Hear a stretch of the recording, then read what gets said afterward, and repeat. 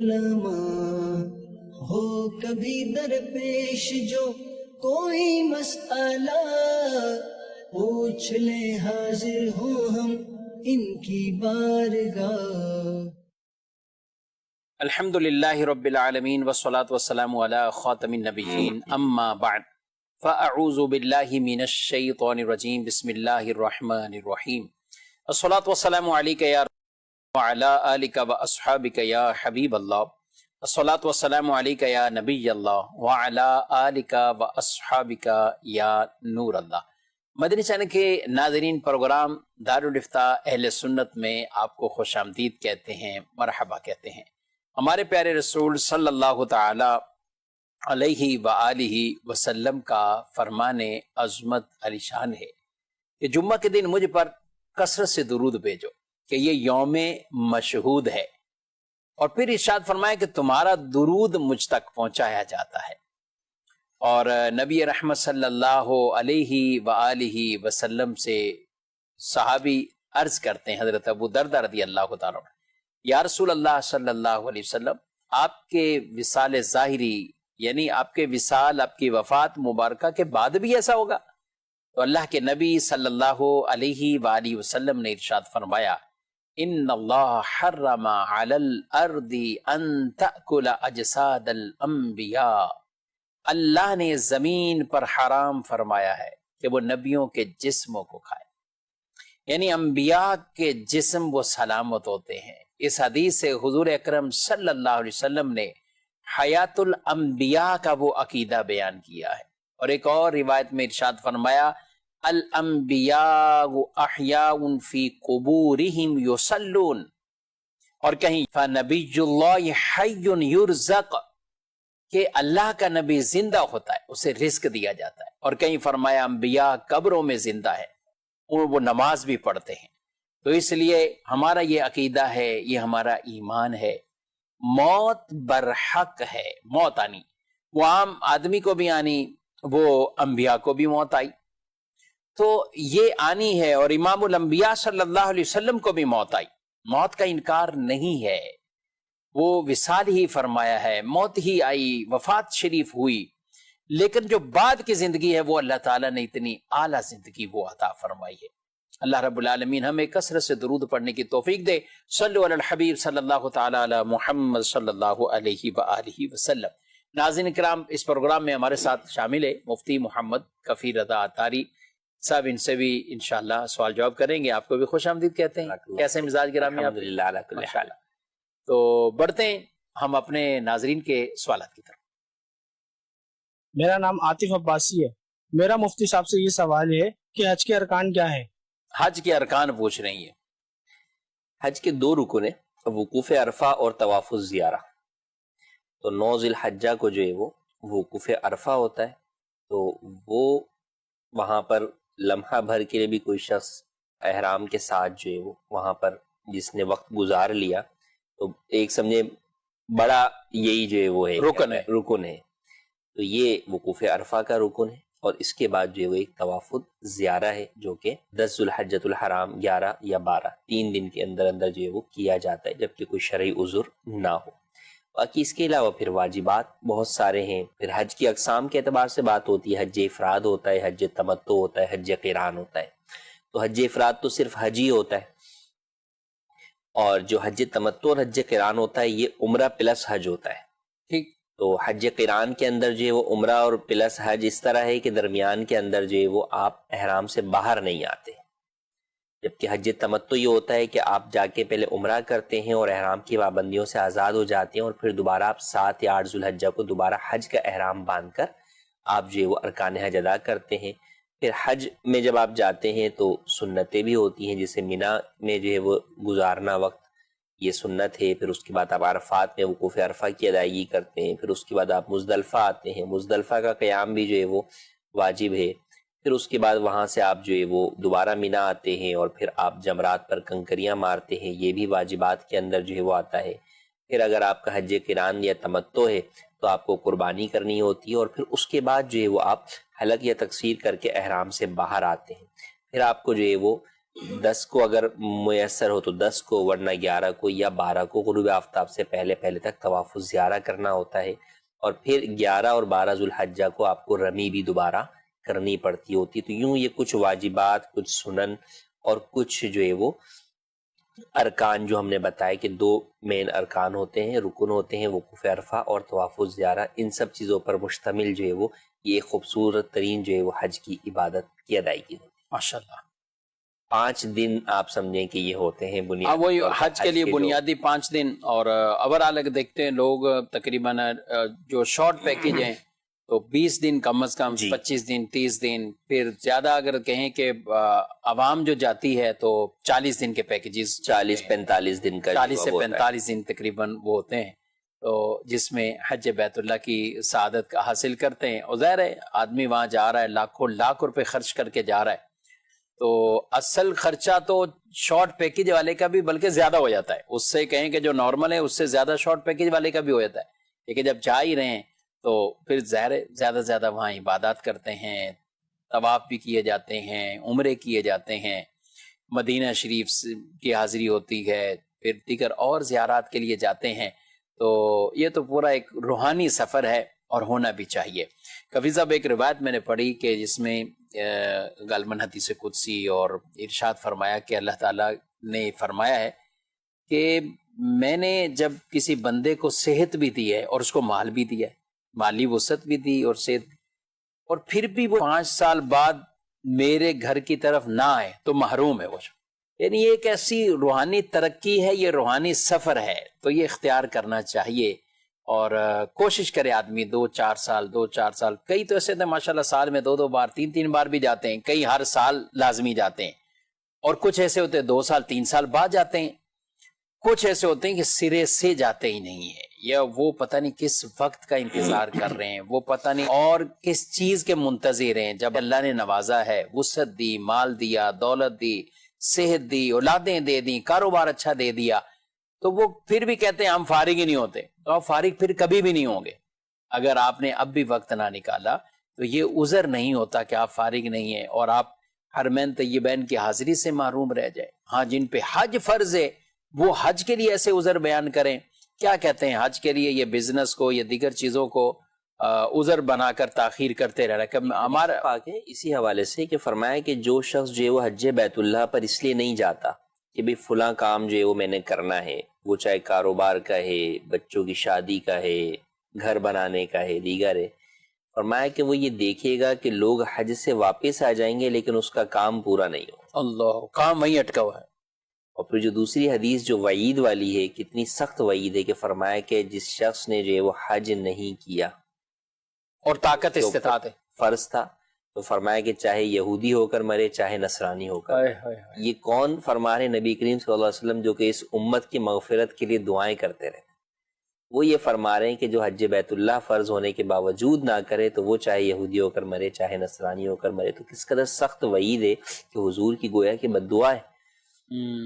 تو واقعی ایسا ہی ہے کہ لوگوں میں کئی لوگ بہت ساری وجوہات کی بنیاد پر حج کو جو ہے وہ لیٹ کر کے بیٹھے ہوتے ہیں کہ ابھی تو گھر بنانا ہے. اچھا پھر لوگ اپنے اعتبار سے سمجھ رہے ہوتے ہیں کہ ہم پہ حج فرض نہیں ہے جناب، مختلف باتیں لوگ کر رہے ہوتے ہیں جناب، بچیوں کی شادی فرض ہے، پہلے بچیوں کی شادی کر لیں پھر اس کے بعد جو ہے وہ حج پہ جائیں گے، پہلے اپنا گھر بنا لیں پھر حج پر جائیں گے، پہلے اپنا کاروبار سیٹ کر لیں پھر حج پر جائیں گے. تو یاد رکھیں کہ اللہ رب العالمین کی بارگاہ میں حاضری یہ کتنا بڑا موقع ہے اور آپ کو مل رہا ہے. دنیا کے اندر ہم دیکھتے ہیں کہ جناب اگر آپ کو کسی شخص کو وزیر اعظم یا جناب اپنے شہر کی گورنر یا وزیر اعلیٰ سے ملنے کی اپوائنٹمنٹ ملے تو آپ کیسے اپنے سارے کام کاج چھوڑ کر جو ہے وہ آپ جو ہے وہاں جائیں گے. جی تو جو رب آپ کو روزی دے رہا ہے، آپ کو مال دے رہا ہے، آپ کو صحت دے رہا ہے، ہر چیز جو آپ کو دے رہا ہے، اور وہ کہہ رہا ہے کہ جو ہے وہ حج بیت اللہ کے لیے آؤ، میری بارگاہ میں جو ہے وہ حاضر ہو، اور پھر بھی بندہ یہ بولے کہ نہیں ہے نا میرے پاس ٹائم نہیں ہے، میں بے بقیہ سارے کام نمٹا لوں. تو یہ سوچیں اگر وہ رب جو ہر چیز پر قادر ہے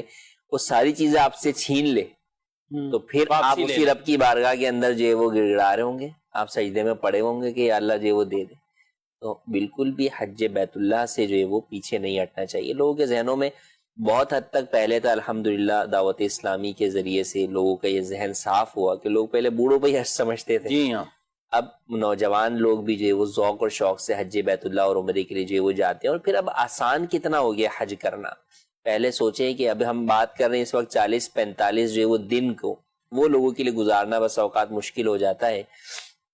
پہلے لوگ 4-4 5-5 مہینے لگ جاتے تھے یا شاید سال لگ جاتا تھا ان کا, جب وہ اونٹوں پر سفر کر کے پہنچتے تھے, جب وہ پیدل سفر کر کے جو ہے وہ جاتے تھے, اور کتنی مشقتیں برداشت کر کے جو ہے وہ پہنچتے تھے. آج کل تو جو ہے وہ اتنی سہولیات اور آسانیاں ہیں کہ آپ اس حج کا تو تصور بھی نہیں کر سکتے.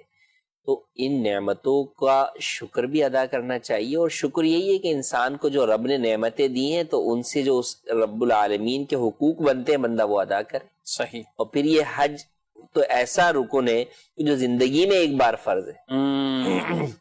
تو یہ تو جس کو موقع ملے سب سے پہلے اس کو چاہیے کہ اپنے اس عمل کی ادائیگی کرے اور اپنے حج فرض کی ادائیگی سے سبکدوش ہو جائے. جی مزید. مفتی صاحب سے میرا یہ سوال ہے کہ مختلف دھاتوں کی تسبیحاں بنائی جاتی ہیں, تو کیا سونے کی تسبیح بنائی جا سکتی ہے, اسے پڑھا جا سکتا ہے؟ جی سونے کی تسبیح اگر بنا بھی لی تو پڑے گا کیسے, اس کو تو سنبھال کے رکھے گا کہیں. تو کیا کہتے ہیں آپ؟ سونے چاندی کی تسبیح جو ہے وہ پڑھنا یہ جائز نہیں ہے. وجہ یہ کہ سونا چاندی مرد کے لیے حرام اور عورت کے لیے بطور زیور جو ہے وہ استعمال جائز ہے. ان دونوں چیزوں کے علاوہ, یعنی زیور کے علاوہ جو ہے وہ عورت کے لیے بھی جو ہے وہ جائز نہیں ہے, مرد کے لیے تو مطلقاً ہی جو ہے وہ حرام ہے. یہ جب ہار عورت بنا کے پہن رہی ہے کوئی تو ہار کے طور پر پہن سکتی ہے, لیکن اس کے اوپر تسبیح نہیں پڑھ سکتی. کیوں؟ یہ استعمال میں آ جائے گا جو کہ زیور کے علاوہ کا استعمال ہے. ٹھیک. تو زیور کے علاوہ والا استعمال جو ہے وہ اس کے لیے جائز, عورت کے لیے بھی نہیں ہے. تو جب ان چیزوں پر عمل کرنا جائز نہیں, یعنی تسبیح پڑھنا جائز نہیں, تو بنانے والے کے لیے بنانا بھی جو ہے وہ جائز نہیں ہوگا. تو بالکل بھی اس کی اجازت نہیں. جی. میرا مفتی صاحب سے سوال ہے کہ لوگوں میں یہ بات مشہور ہے کہ اگر جمعے کے دن حج ہو تو اس حج کو حج اکبر کہتے ہیں, اور اس حج کا ثواب دوسرے حج کے مقابلے میں 70 گنا زیادہ ہوتا ہے. آپ اس بارے میں کیا فرماتے ہیں؟ کہ یوں تو عمرے کو حج اصغر کہا جاتا ہے اور حج کو حج اکبر کہا جاتا ہے, لیکن اس اعتبار سے اگر ہم بات کریں تو جمعے کے دن کوئی بھی جو نیکی کی جاتی ہے اس کا ثواب جو ہے وہ 70 گنا بڑھا دیا جاتا ہے. تو اس اعتبار سے بالکل یہ بات ٹھیک ہے کہ جمعے کے دن اگر آپ کا حج جو ہے وہ پڑتا ہے وقوف عرفہ, یقیناً اس دن جو ہے اس کا ثواب جو ہے وہ زیادہ ہو جاتا ہے. تو اس کے اندر کوئی حرج نہیں, بلکہ یہ بات ٹھیک ہے کہ اس دن جو بھی نیک عمل ہے وہ حج بیت اللہ بھی ہوگا تو وہ بھی 70 گنا زیادہ ثواب ملے گا. اور اس کو عموماً لوگ حج اکبر بولتے ہیں. جی. ویسے حج تو ہر حج اکبر, ہر حج جو ہے حج اکبر ہے, کہ عمرے کے مقابلے میں جب ہم دیکھتے ہیں تو عمرہ جو ہے وہ حج اصغر کہلاتا ہے اور حج جو ہوتا ہے وہ حج اکبر ہوتا ہے. اچھا, یہ کچھ عوامی اصطلاحیں کہ لوگوں نے اپنی زبان پر, یعنی عمرے میں بھی ہے کہ چھوٹا عمرہ بڑا عمرہ, جی, یعنی بڑا عمرہ لوگ اسے کہتے ہیں, جو جیرانہ سے ہو یا باہر سے مشہور ہو جاتی ہیں, اتنی مشہور ہو جاتی ہیں, نارمل سے نارمل آدمی اس کی بھی زبان پر بڑا عمرہ, کتنے بڑے عمرے اور کتنے چھوٹے عمرے ادا کیے. تو اب یہ جیرانہ کے مقام سے کیا جائے تو اس کو بڑا عمرہ. اچھا, طائف والے کو نہیں بولیں گے, یعنی کیونکہ اس کے لیے ابھی مشہور ہی نہیں ہوا یا زبانوں پہ نہیں. یا مدینہ شریف سے آنے والے کو بھی بھائی عمرہ کیا, وہ عمرہ ہے, مدینہ شریف سے کیا, لیکن یہاں سے کہتے ہیں بڑا عمرہ کیا. تو کیا ہے, جیرانہ کو مطلب بڑا عمرہ ہے, یعنی عوامی طور پر ہے, ورنہ عام طور پر تو یہ کہ وہ دونوں ہی بہرحال جو ہے وہ عمرے ہیں, تو دونوں عمرہ جو ہے وہ ان کی اپنی فضیلت جو ہے. اچھا, پھر اس میں یہ دیکھا تو جاتا نا, آپ جیرانہ جائیں مسجد عائشہ میں, جیرانہ جائیں گے کرایہ بھی زیادہ ہے, جیرانہ جائیں گے تو وقت بھی زیادہ لگے گا, اور اگر اس زمانے کے اعتبار سے ہم دیکھیں تو جہاں پیدل یا سواریوں پہ عام نارمل مشقت بھی جو ہے وہ مشقت زیادہ تھی, تو جس کام میں نیکی کے کام میں مشقت زیادہ ہو اس اعتبار سے اس کا ثواب جو ہے وہ زیادہ, اجر زیادہ. اور تو بہرحال عوامی اصطلاحیں ہیں یا عوام میں مشہور ہیں, اس کو شریعت نے منع بھی نہیں کیا کوئی اس کو کہ رد کیا جائے. تو اس لیے اگر جمعے کا دن یوم عرفہ, اس کی ایک وجہ یہ بھی ہے نا کہ جارانہ سے نبی کریم صلی اللہ علیہ وسلم نے جو ہے وہ احرام خود باندھا تھا نا, خود باندھا, اور مسجد عائشہ سے جو ہے وہ سیدھا عائشہ صدیقہ رضی اللہ تعالیٰ عنہ کو جو ہے وہ کہا کہ جو بنوایا. تو اگرچہ اس میں بھی علماء کہے کہ افضل یہ ہے کہ جہاں حضور نے حکم فرمایا کہ یہاں سے جو ہے وہ کرو, حضور کا قول زیادہ جو ہے وہ افضلیت جو ہے وہ رکھتا ہے. تو اس اعتبار سے یہ بھی ہے کہ مسجد عائشہ سے جو ہے وہ عمرہ کرنا زیادہ جو ہے وہ یعنی ان افضل دونوں میں دیکھیں تو افضل اس اعتبار مسجد سے عائشہ سے جو ہے وہ عمرہ ادا کرنا ہے. اور پھر بہرحال جیرانہ کا مقام بہرحال وہ ایک متبرک مقام ہے، اور وہاں پر کئی بزرگوں کا روایات ملتی ہیں کہ انہوں نے اس مقام میں رات عبادت کی جیرانہ کے مقام پر، تو نبی کریم صلی اللہ علیہ وسلم کے خواب میں ان کو کئی مرتبہ واہ زیارت جو ہے وہ واہ نصیب ہوئی. پھر وہاں پر ساتھ ہی جو ہے وہ شہدائے حنین کے جو ہے وہ مزارات بھی جو ہے وہ موجود ہیں. تو یوں فضائل تو اپنی جگہ پر ہر جگہ کے بہرحال ہیں کہ وہ مقدس سرزمین ایسی ہے کہ جگہ جگہ پر جو ہے وہ فضائل کو سمیٹے ہوئے. سبحان اللہ. جی مزید سوال. مفتی صاحب سے یہ سوال ہے کہ اگر طواف کے دوران مسجد حرام میں نماز جنازہ یا فرض نماز شروع ہو جائے تو کیا طواف نئے سرے سے شروع کرنا ہوگا یا وہیں سے جاری رکھا جا سکتا ہے؟ جی فرض نماز کا وقت ہو جائے، طواف کر رہے ہوں جی. اور تو اس ٹائم کیا پھر یہ چکروں میں دائرے کے 3 کسی کے ہوئے، 2 ہوئے، 5 ہوئے، جو 6 ہوئے، کیا ہونا چاہیے؟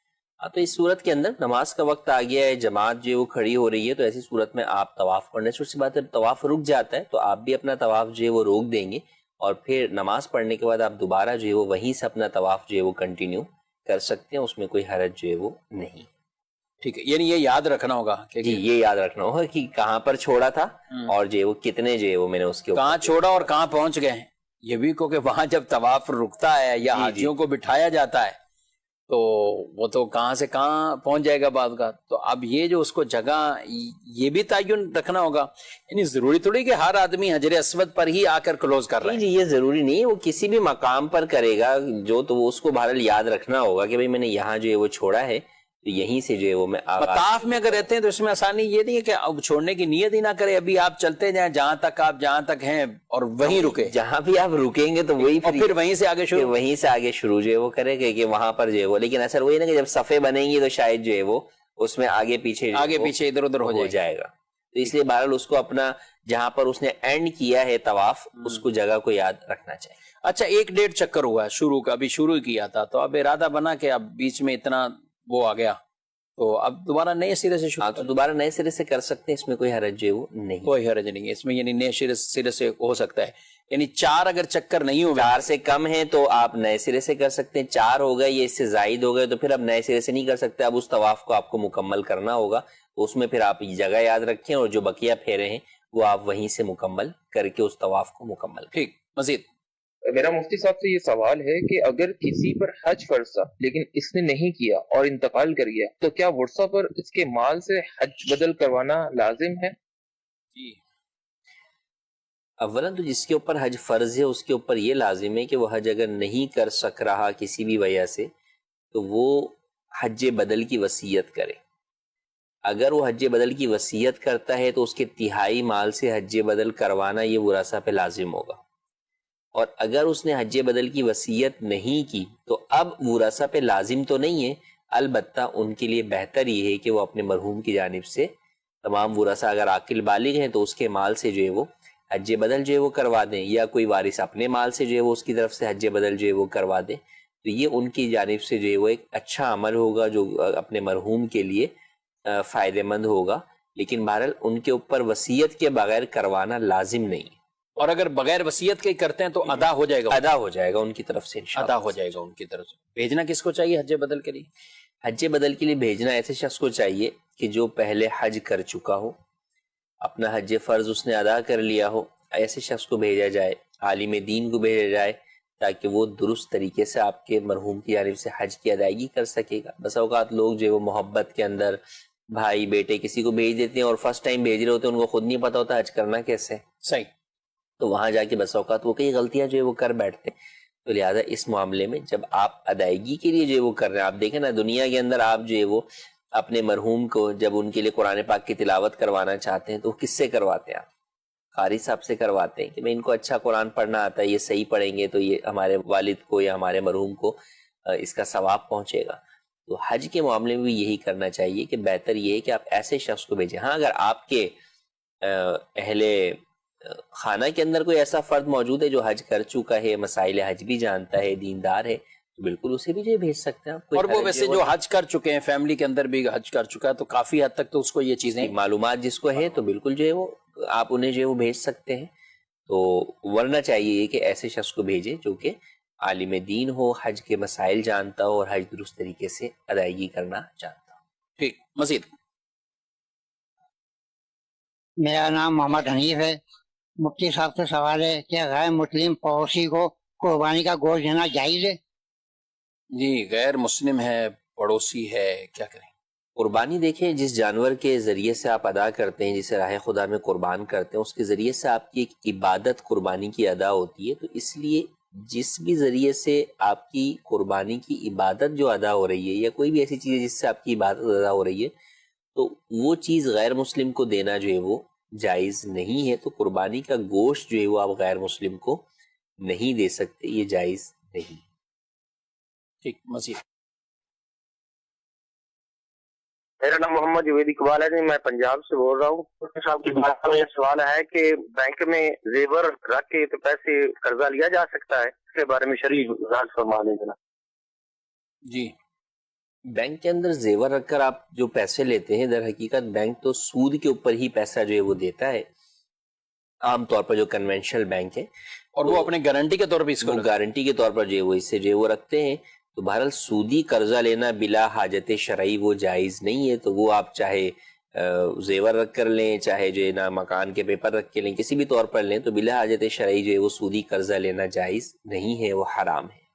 ٹھیک، یعنی یہ زیور کہہ رہے ہیں، اور اسی طرح ہی کوئی گھر کے کاغذات ہیں یا کچھ بھی ہے، اصل تو وہی ہے کہ جو آپ قرض لے رہے ہیں اس پہ آپ نے جو سود بھرنا ہے۔ جی، ورنہ نارمل اگر بات کریں کفیل صاحب، اگر چلے بینک کو ہٹا دیتے ہیں، کسی نے کسی دوسرے شخص سے 5 لاکھ مانگے، 10 لاکھ مانگے، اب یہ کہہ رہے ہیں کہ ابھی ہمارے پاس 1 تولہ 1.5 تولہ یہ سونا رکھا ہوا ہے، یہ آپ اپنے پاس رکھ لیں اور ہمیں وہ پیسہ دے دیں، اس میں کوئی سود کا عمل دخل نہیں بیچ میں، جی، تو کیا یوں عمل اختیار کرنا؟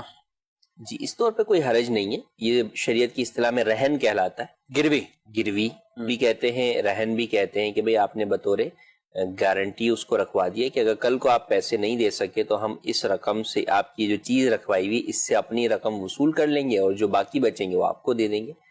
تو اس طور پہ بغیر اگر جو ہے وہ سود کے قرضہ کسی کو دیا اور اس نے سامنے والے سے کوئی چیز بطور رہن یا گروی جو ہے وہ رکھوا لی، تو اس میں کوئی حرج جو ہے وہ نہیں ہے۔ البتہ اس میں بسا اوقات یہ بھی ہوتا ہے کہ بعض جگہوں کے اوپر کہ بھئی مکان گروی لے لیا، یا دکان گروی لے لی، یا گاڑی گروی لے لی۔ اب جس نے گروی لی ہے، یعنی جس نے قرض دیا ہے سامنے والے کو، تو وہ شخص اس مکان کو یا تو خود استعمال کر رہا ہوتا ہے یا کرائے پہ دے کر اس کا کرایہ لے رہا ہوتا ہے۔ تو یہ جائز نہیں ہے، کیونکہ گروی والی چیز سے آپ نفع نہیں اٹھا سکتے، کیونکہ وہ نفع اٹھانا آپ کے لیے جو ہے وہ در حقیقت قرض کی وجہ سے نفع اٹھانا ہوگا، وہ آپ کے حق میں سود ہو جائے گا۔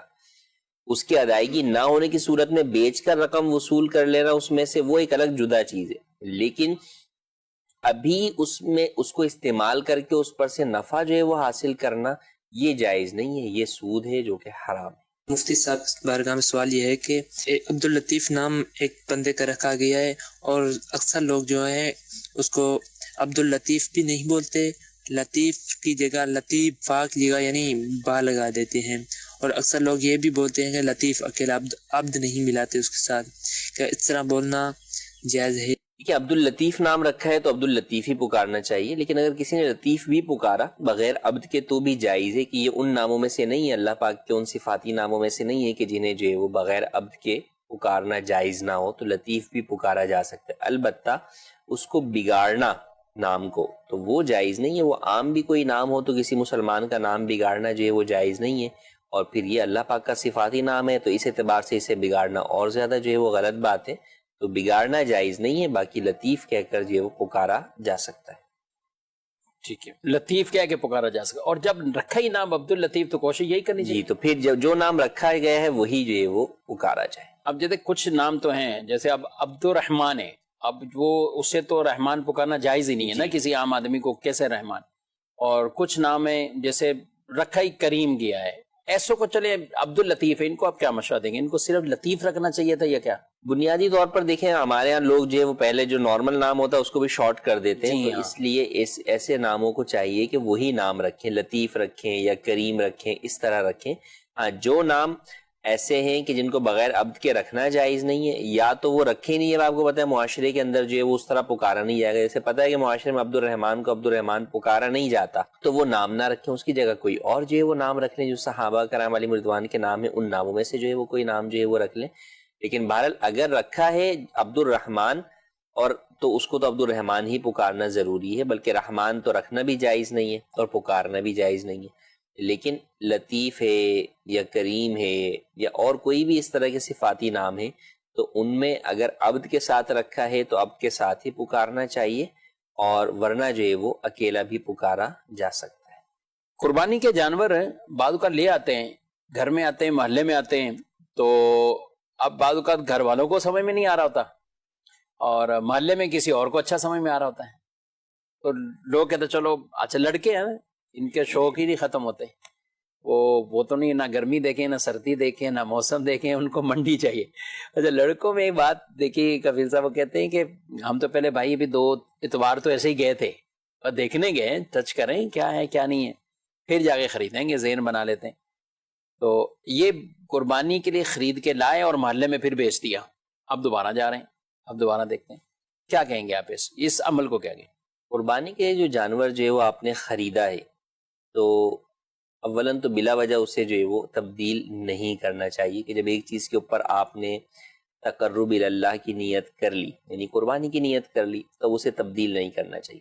اب اگر آپ اسے تبدیل کر رہے ہیں تو یا تو اس سے زیادہ قیمت کے لیے تبدیل کریں گے تو جائز ہوگا آپ کے لیے، اس سے کم قیمت کے لیے یا برابر قیمت کے بھی آپ دوسرا جانور لائیں گے تو آپ کے لیے یہ جائز نہیں ہوگا، بلکہ آپ کو اگر کم قیمت میں لائے ہیں تو اوپر کی قیمت جو ہے وہ صدقہ کرنی ہوگی۔ مثال کے طور پر کوئی شخص جو ہے وہ 3 لاکھ کا جانور لایا اور اب اس کے بعد اس نے جو ہے وہ گلی میں بیچ دیا 3 لاکھ کا، اب مارکیٹ گیا اور مارکیٹ کے اندر وہی جانور 275 کا جو ہے وہ مل رہا ہے، اسی جیسا جانور۔ اس نے بولا چلو یار اب منڈی نیچے گر گئی ہے تو چلو 275 میں یہ جانور لے کے چلتا ہوں، تو یہ اس کے لیے جائز نہیں ہے۔ اس کو یہی ہے کہ بھائی 3 سے اوپر کا جانور خریدے، 3 کا بھی نہیں خرید سکتا، یعنی اتنا بھی نہیں، برابر بھی نہیں، 3 کا یا 3 کا، 3 سے اوپر کا جانور جو ہے وہ خریدے۔ اچھا اس میں پیسہ اوپر ڈالنا یہ ضروری ہوگا یا جانور وزنی لے لے؟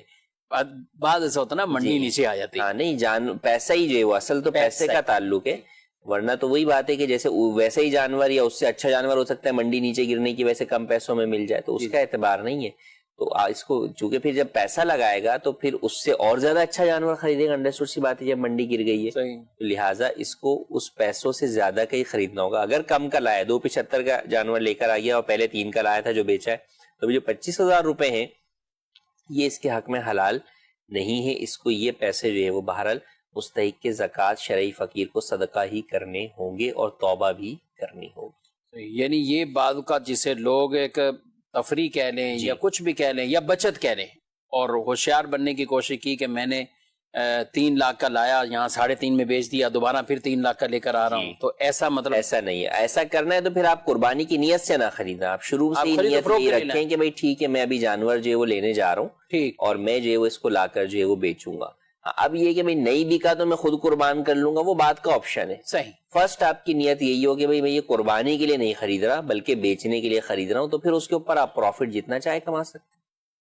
ٹھیک ہے، تو یہ خریداری اور ان میں ان چیزوں کا خیال رکھنا یہ ضروری ہوتا ہے۔ قربانی کے دنوں میں لوگ کئی سفر پر ہوتے ہیں، تو مسافر شخص کی طرف سے گھر والے قربانی کر دیں، ہو جائے گی قربانی؟ جی قربانی تو ہو جائے گی اس کی جانب سے، اگرچہ اس کے اوپر واجب نہیں ہوتی کہ وہ جب شرعی مسافر ہے، جیسے ابھی حج پر بہت سارے لوگ جائیں گے، جی ہاں، ایام نحر کے اندر، مینا کے اندر کئی لوگ جو ہے وہ مقیم جو ہے وہ نہیں ہوتے، مسافر ہوتے ہیں کہ وہ مکے میں پہلے 15 دن جو ہے وہ ان کا قیام نہیں ہوا ہوا ہوتا۔ صحیح، تو ایسی صورت کے اندر اگر پاکستان میں ان کی جانب سے کوئی شخص جو ہے وہ قربانی جو ہے وہ کر دیتے ہیں ان کے اہل خانہ، تو اس میں کوئی حرج نہیں ہے، قربانی ہو جائے گی۔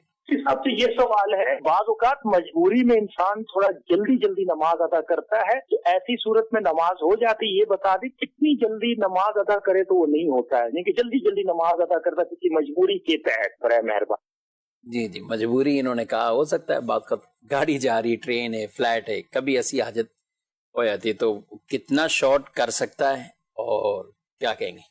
کم از کم واجبات پر اکتفا کرنا ضروری ہے۔ جب واجبات کو نہیں چھوڑ سکتے، اگر آپ واجبات کو بھی چھوڑیں گے تو ایسی صورت میں پھر وہ نماز آپ کو دہرانا لازم ہوگی۔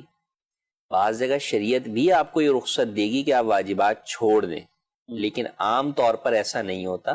واجبات سے مراد کیا ہے؟ جیسے آپ کو کم از کم تعدیل ارکان واجب ہے، یعنی ایک بار سبحان اللہ کہنے کی مقدار رکنا واجب ہے، وہ چاہے رکوع ہے، سجدہ ہے، قومہ ہے، جلسہ ہے، ان سب کے اندر ایک بار سبحان اللہ کہنے کی مقدار آپ کو ٹھہرنا واجب ہے۔ اچھا، شروع میں پہلی رکعت سورہ فاتحہ، اس کے ساتھ کوئی سورت ملانا؟ سورت ملانا یہ جو ہے وہ واجب ہے۔ اب سورہ اخلاص آپ نے پڑھ لی تو بھی ہو جائے گا۔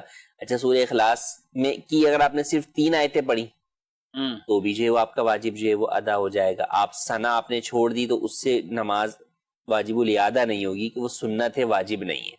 اسی طرح آپ رکوع میں گئے تو 3 بار تسبیحات کی جگہ آپ نے 1 بار تسبیح پڑھ لی، سجدے میں 3 بار تسبیحات کی جگہ آپ نے 1 بار جو ہے وہ پڑھ لی۔ اچھا، جو آپ اتحیات میں بیٹھے تو اس کے اندر آپ نے صرف اتحیات پڑھی اور درود ابراہیمی پورے 2 پڑھنے کے بجائے صرف اللہم صلی علی محمد پڑھ لیا اور اس کے بعد آپ نے سلام پھیر لیا۔ تو یوں واجبات پر اکتفا کرتے ہوئے جو ہے وہ آپ نماز ادا کر لیں گے تو نماز ہو جائے گی اور واجب الاعادہ نہیں ہوگی۔ یہ تو انہوں نے ایک بات کی جنرل، اس کی ضرورت شرعی اعتبار سے کہاں پڑتی ہے؟ صحیح، وہ پڑتی ہے فجر کے اندر عام طور پر، کہ اگر فجر میں آپ کوئی شخص ایسے وقت اٹھا کہ وقت بہت کم ہے، اس طور پر کہ وہ وضو کر کے بھی اسے پتہ ہے کہ اگر میں نماز پڑھوں گا، صرف فرض پڑھوں گا، ابھی سنت کی تو بات ہی نہیں ہو رہی، اتنا وقت نہیں ہے کہ وہ جو ہے وہ فرض بھی پڑھ سکے۔ اچھا، کیوں یہ فجر میں مسئلہ بیان کیا جا رہا ہے، ظہر اثر مغرب عشاء میں کیوں نہیں بیان کیا جا رہا ہے؟ اس لیے بیان نہیں کیا جا رہا ہے کیونکہ فجر کی پوری نماز سلام پھیرنے تک وقت کے اندر ہونا ضروری ہے، جبکہ بقیہ نمازوں میں ایسا نہیں ہے۔ بقیہ نمازوں میں آپ نے صرف تکبیر تحریمہ بھی وقت میں باندھ لی اور وقت ختم ہو گیا تو آپ کی نمازیں ہو جائیں گی، آگے وقت میں آگے پڑھتے رہے، اگلے وقت میں آپ کی پوری نماز ہو رہی ہے۔ لیکن فجر، جمعہ اور عیدین، یہ 3 نمازیں وہ ہیں جس کے اندر آپ کو نیت بھی باندھنی ہے وقت کے اندر ہی اور سلام بھی وقت کے اندر پھیرنا ہے۔ اگر سلام پھیرنے سے پہلے وقت ختم ہو گیا تو نماز فاسد ہو جائے گی۔ تو اب آپ اٹھے ایسے وقت میں جب وقت کم ہے، غسل کرنا ہے یا وضو کرنا ہے اور آپ کو نماز پڑھنی ہے، اب آپ کو پتہ ہے کہ بھئی 1 منٹ بچا ہے یا 2 منٹ بچے، اب میں وضو کر کے آیا، اب 1 منٹ ہی بچا، تو ہو سکتا ہے کہ کئی دفعہ آپ کو واجبات پر اکتفا کر کے نماز پڑھنی پڑے اور ہو سکتا ہے کئی بار آپ کو نماز کو قضا ہونے سے بچانے کے لیے صرف فرائض پر اکتفا کرتے ہوئے نماز ادا کرنی پڑے۔ فرائض پر اکتفا سے مراد کیا ہے کہ آپ قیام کے اندر صرف 1 آیت پڑھیں گے، چاہے وہ سورہ فاتحہ کی پڑھیں یا کوئی بھی آیت پڑھیں، آپ پوری سورہ فاتحہ بھی نہیں پڑھیں گے اور سورت بھی نہیں پڑھیں گے۔ جب آپ کو پتہ ہے کہ میں واجبات کے ساتھ بھی نماز پڑھوں گا تو بھی وقت ختم ہو جائے گا، تو آپ کیا کریں گے؟ اللہ اکبر، آپ نے تکبیر تحریمہ باندھی، الحمدللہ رب العالمین پڑھا، رکوع میں گئے، کھڑے ہوئے، سجدے میں گئے، اٹھے، دوسرا سجدہ کیا، پھر کھڑے ہو گئے، پھر آپ نے الحمدللہ رب العالمین پڑھا، بس صرف اتنا ہی، 1 آیت پڑھی۔ یہ فرائض پر اکتفا ہوتے ہوئے نماز جاری ہے آپ کی۔ آپ نے رکوع سجدہ کیا اور آخر میں صرف التحیات آپ نے پڑھی اور سلام پھیر دیا آپ نے، تو یہ آپ کی فرائض کے اوپر نماز ہو گئی۔ مگر جب فرائض پر نماز ہوئی تو چونکہ واجبات چھوٹ گئے ہیں تو آپ کو یہ نماز دہرانی ہوگی۔ اب کب دہرائیں گے؟ اس وقت تو نہیں دہرا سکتے کیونکہ مکروہ وقت شروع ہو چکا ہوگا۔ جب مکروہ وقت گزر جائے گا اس کے بعد آپ کو وہ نماز دہرانی ہوگی۔ مگر اس کا فائدہ کیا ہوا؟ آپ بولیں گے دہرانی پڑے گی تو پھر فائدہ کیا ہوا؟ فائدہ یہ ہوا کہ آپ نماز قضا کرنے کے گناہ سے بچ گئے، حاضری جو آپ کی تھی وہ بہر رب العالمین کی بارگاہ میں لگ گئی کہ آپ نے نماز، آپ کا فرض ادا ہو گیا۔ یعنی ایسے موقع پر شریعت نے یہ اجازت دی ہے۔ اچھا، پھر اسی طرح آپ کو پتہ ہے بھئی 2 منٹ ہیں یا 3 منٹ ہیں جس کے اندر میں اگر پوری پڑھنے جاؤں گا تو شاید نہ ادا ہو سکے، لیکن واجبات پہ اکتفا کرتے ہوئے نماز پڑھوں گا تو ہو جائے گی۔ تو ایسی صورت میں شریعت آپ کو یہ کہے گی کہ بھئی واجبات پر اکتفا کرتے ہوئے آپ جو ہے وہ نماز جو ہے وہ ادا کر لیں۔ تو جیسے سفر میں بھی کئی دفعہ ایسا ہو سکتا ہے کہ گاڑی ہے، ٹرین چھوٹنے والی ہے، کچھ ہے، ایک شخص اتحیات میں بیٹھا ہوا اور ٹرین نے جو ہے وہ وسل بجا دی، تو اب ٹھیک ہے وہ صرف اتحیات پڑھے اور سلام جو ہے وہ پھیر دے، وہ درود ابراہیم تک پڑھے اور درود ابراہیمی اور دعائے معصورہ نہ بھی پڑھے تو سلام پھیر لے تو اس کی نماز ہو جائے گی اور اس نماز کو دہرانا بھی اس کے اوپر لازم نہیں ہوگا۔ یہ بہت ناظرین کرام بالکل مجبوری والی وہ صورتیں بیان کی جا رہی ہیں، ان کو عادت میں نہیں شامل کرنا۔ یہ تو عادت میں تو ہمیں مردوں کے لیے یہ ہے کہ آپ فجر میں بھی اپنے الارم، اپنی گھڑیاں سب سیٹ کر کے رکھیں کہ آپ جماعت کے ساتھ نماز پڑھ لیں۔ اب جماعت سے جو نماز پڑھنے والا ہوگا تو اس کی شاید اس کنڈیشن میں تو اگر اس کو مجبوری ایسی ہو بھی جاتی کہ صبح سے نہیں مسجد کی حاضری ملی، لیکن کم از کم نماز تو وہ اپنی وقت کے اندر ہی آسان انداز سے ادا کر سکتا ہے۔ تو اس لیے کوشش، ہاں کبھی ایسے سفر میں مجبوری میں تو پھر ایک وہ الگ صورتیں ہوں گی، لیکن اس میں بھی پھر ان چیزوں کا فرض ادا ہوئے تو نماز دوبارہ پڑھنی ہوگی. اور ایسا بھی ہو سکتا ہے کہ فرض بھی ادا نہ ہوا تو پھر کیا کریں گے آپ؟ جب فرض بھی ادا جو ہے وہ نہیں ہے، اتنا بھی وقت جو ہے وہ نہیں بچا، تو بہرحال پھر تو بعد میں ہی نماز جو ہے وہ ادا. اب ایک شخص نے غسل کرنا ہے اور اس کے پاس ٹائم ہی اتنا نہیں، اب ٹائم اتنا نہیں ہے کہ وہ غسل کرے، تو پھر تو ٹائم بالکل نکل جائے گا. تو اب ایسی صورتحال میں کیا وضو کرے گا یا تیمم کرے گا؟ پھر ایسی صورت میں کہ وہ تیمم کر کے جو ہے وہ نماز ادا کرے گا، لیکن پھر اس نماز کو بھی بعد میں دہرانا اس کے اوپر لازم ہوگا. صحیح. تو یہ مسائل بیان کرنے کے مقاصد ناظرین کرام یہ ہیں کہ ہمارے فرض قضا نہ ہوں، جو ذمہ نمازیں ہیں وہ اپنے وقت پر یوں ادا ہوتی رہیں، نمازوں کا فریضہ وہ درست انداز سے یوں ادا ہوتا رہے. اور ظاہر ہے اتنی باریک بینی اور یہاں تک جا کر بھی جو مسائل پوچھتے ہیں، سیکھتے ہیں، سکھاتے ہیں، تو نمازوں کی اہمیت جب پتہ ہوگی تب ہو. ورنہ لوگ جاگتے ہوئے عام بیٹھے ہوئے ہیں مارکیٹوں میں، آفیسز میں اور اپنے کاروباری اڈوں پر یا سفر میں کہیں، تو ان کو کوئی اس چیز کی فکر نہیں ہوتی. نمازی کو یہ فکر ہوتی ہے کہ بس نے سٹاپ کہاں کرنا ہے، میں نے اترنا ہے اور سب سے پہلے. اور ایسے لوگ عموماً کھانے کے سٹال پر بھی بعد میں جائیں گے، پہلے اپنی نماز کے لیے فکر کر کے وہ کم از کم اپنی نماز کے فرائض وغیرہ ادا کر لیتے ہیں. تو یہ کوشش ہوگی، ذہن بنے گا، گھر والوں کا بھی اسی طرح، تو انشاءاللہ اسی میں ہی بہتری ہے، عافیت ہے.